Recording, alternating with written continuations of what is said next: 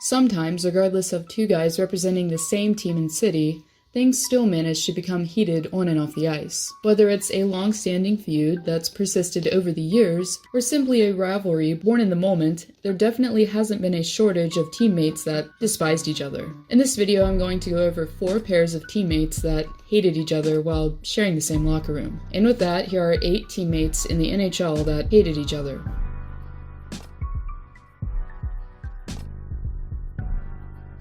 Connor McDavid, the player that showed the most promise coming in since Sidney Crosby nearly a decade before. But for McDavid, his rookie season would be put on hold due to an injury he sustained on November 3rd of 2015, as the rookie was made to sit out 3 months due to a broken collarbone. And for some, seeing this play as it happened speculated that this was no accident, as Brandon Manning suspiciously went into the boards along with McDavid, who missed 37 games due to the injury. And despite McDavid taking up for his future teammate, things quickly reached a boiling point in the city of brotherly love close to a year after the incident took place. Manning and Edmonton's newly appointed captain went at it pretty much as soon as the game commenced. And according to McDavid, Manning claimed that his injury was no accident. He wanted to say some comments of what went on last year, McDavid says, and I thought it was one of the most classless things I've seen on ice. But despite this, in an attempt to save his job, former GM Peter Chiarelli went to work in the first half of the 2018-19 season, and one of the trades he made included Brandon Manning as a return piece. Now, even though Manning did claim that his new captain welcomed him with open arms and the feud was forgotten,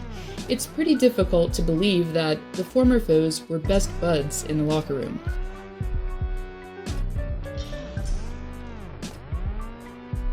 This not-so-typical feud that began between these two former senators quickly became apparent in the offseason of 2018, as the rift not only included captain at the time Erik Karlsson and Mike Hoffman, but also Karlsson's wife Melinda and Hoffman's fiancée Monica Carrick. The conflict between the couples first arose, allegedly, after Monica decided to not exactly be sympathetic towards Melinda following the loss of their unborn son, and according to Melinda, continued to harass her for quite some time on social media. And even though the Senators' organization was aware of the accusations before the end of the 2017-18 season, nothing was officially done to separate the two teammates until June of 2018. The first to go, unsurprisingly, was Hoffman, who first went to San Jose, how ironic, and then flipped to the Florida Panthers. But despite the two being in separate conferences and not meeting up until over a year later, things still managed to take a dramatic turn in Miami. Within the first few minutes of the contest between the Sharks and Panthers, Karlsson and Hoffman managed to find one another quickly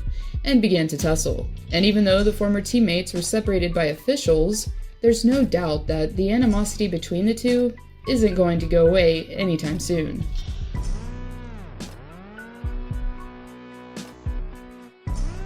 Definitely one of, if not the longest standing rivalries on this list, Subban and Gallagher have been going at it pretty much non-stop for half a decade. The bad blood first came about during PK's time spent in Montreal, and has carried on throughout Subban's time in Nashville and New Jersey. A big part of the distaste seems to be centered around Subban's knack for the spotlight and boisterous personality, and Gallagher's team-first approach. From face washes to slashes to shots fired through the media, the former teammates that once had a common goal seem to be the furthest thing from cordial.